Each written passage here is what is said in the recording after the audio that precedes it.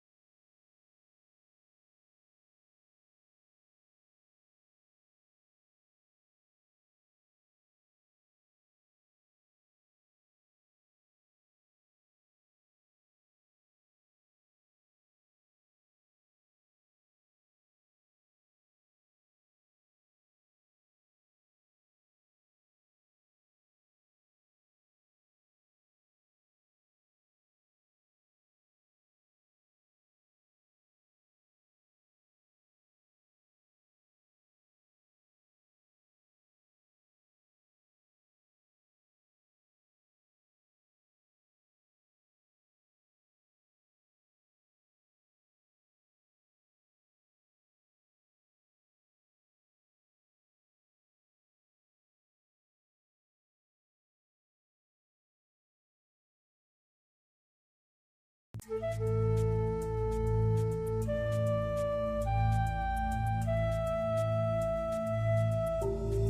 understand electricity, you really have to understand what atoms are made out of. So they consist of a nucleus that has a neutral charge and positively charged particles. And around that nucleus, you have electrons, negatively charged particles that are orbiting around it. Now, if you are rubbing, for example, like when you're rubbing your hands, you are giving these electrons that are going around the nucleus of an atom energy to leave its orbit. You take him out of that structure and make them mobile. And it's really the flow of these electrons that produce electricity.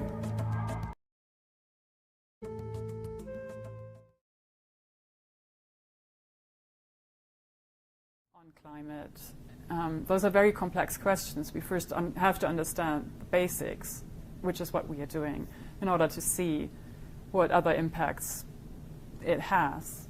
So our first goal is really to understand all the components of the global electric circuit, all the components of the electrical processes that are going on in the atmosphere, and then build on that.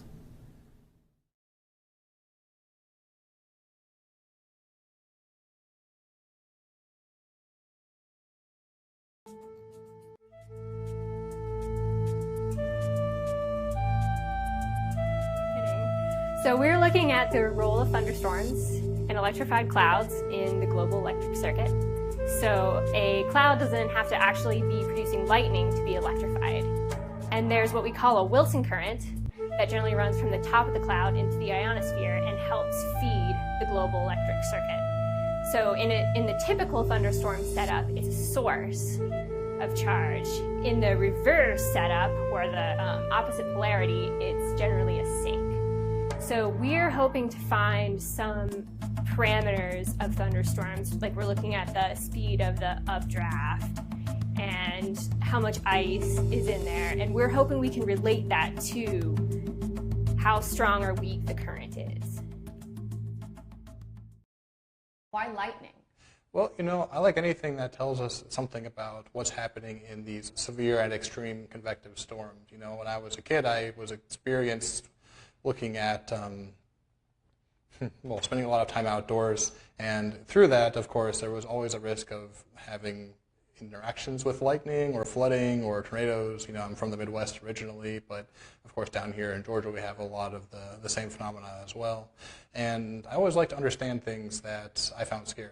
And that is one of the reasons that kind of drove me towards severe weather and lightning specifically. Lightning, of course, is a very exciting thing to study. It is very energizing, and it is a sort of phenomenon that not only tells us about a direct hazard that people might face out in public when you're camping or boating, things like that, but also it gives us an unrivaled view at some of the more intricate processes that are happening within the thunderstorm that are otherwise very difficult to sense, especially to appreciate the physics of these thunderstorms and what's happening in them.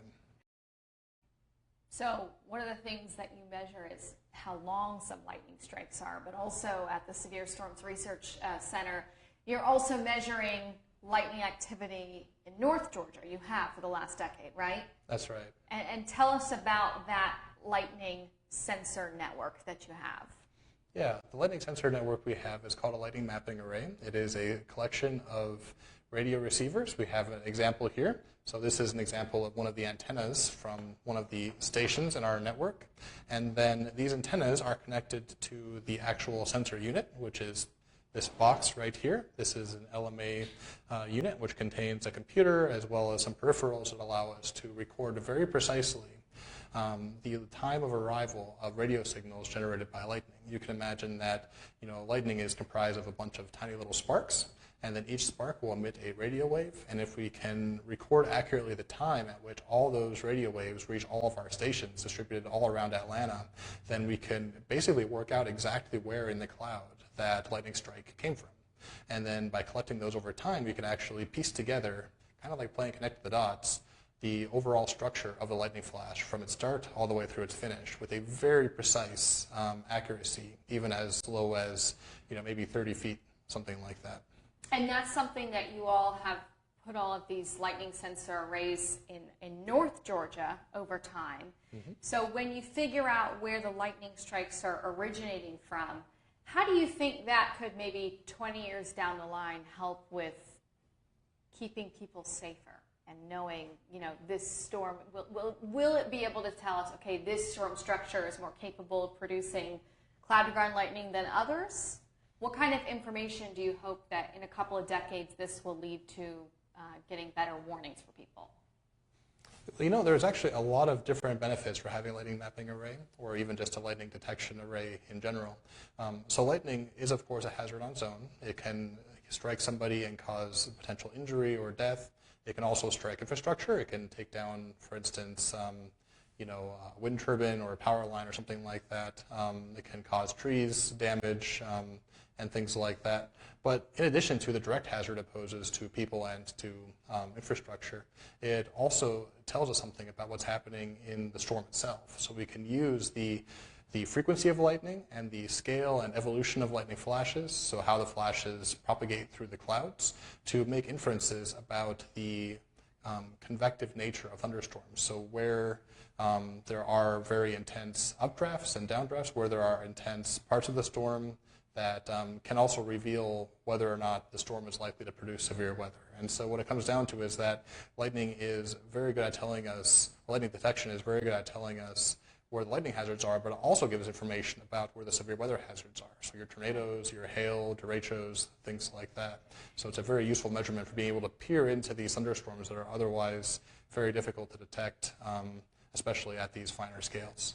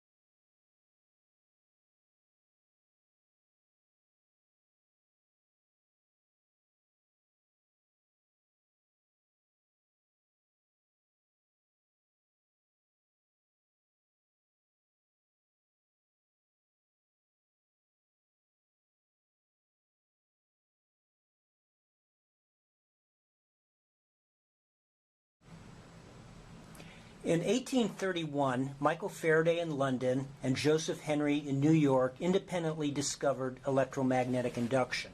I am going to demonstrate electromagnetic induction with an experiment similar to the one that Michael Faraday performed. I have an ammeter here, and I have 3 coils. I have a coil with 1 loop, 10 loops, and 100 loops.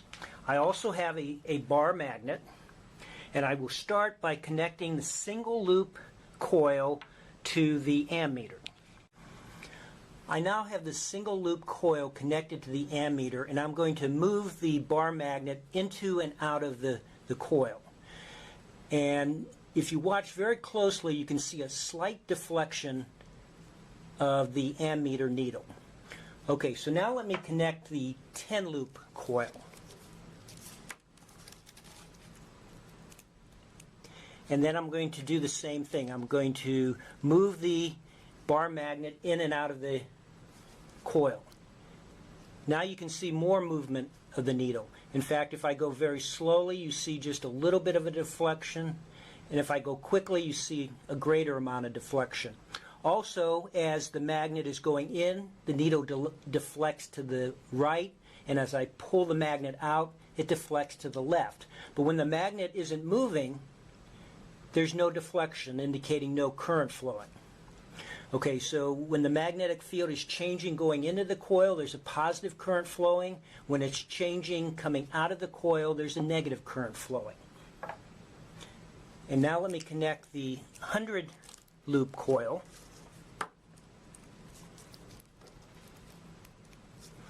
And I'll start by moving the magnet in very slowly.